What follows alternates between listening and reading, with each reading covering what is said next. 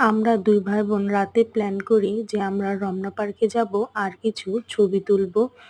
কিন্তু আমাদের ২ ভাই-বোনের সে আশাটা আর পূরণ হয়নি।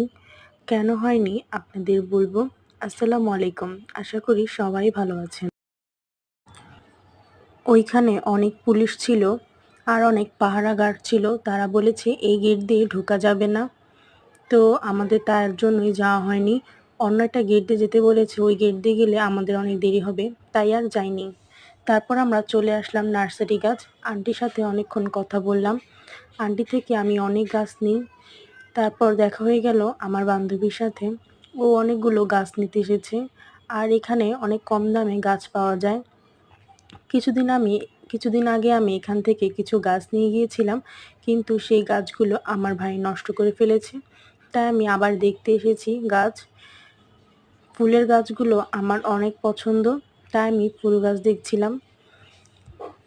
তারপর এখানে আছে লেটুস গাছ। যারা লেটুস পাতা পছন্দ করেন তারা এই নার্সারি থেকে নিয়ে যেতে পারেন। এটার লোকেশন হলো ইস্কাটন আর মিন্টো রোডের মাঝ বরাবর একটি রাস্তা গিয়েছে। এই রাস্তার এখানে অনেক নার্সারি গাছ আছে। মিন্টো রোড বললেই হবে নার্সারি গাছ, ওইখানে অনেক নার্সারি গাছ আছে। আর এখানে খুব কম দামি গাছ পাওয়া যায়।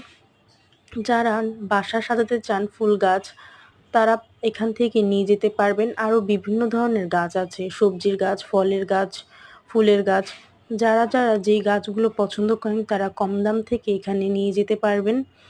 আর আমার পাশে থাকবেন। আমার জন্য সবাই দোয়া করবেন। আল্লাহ হাফেজ।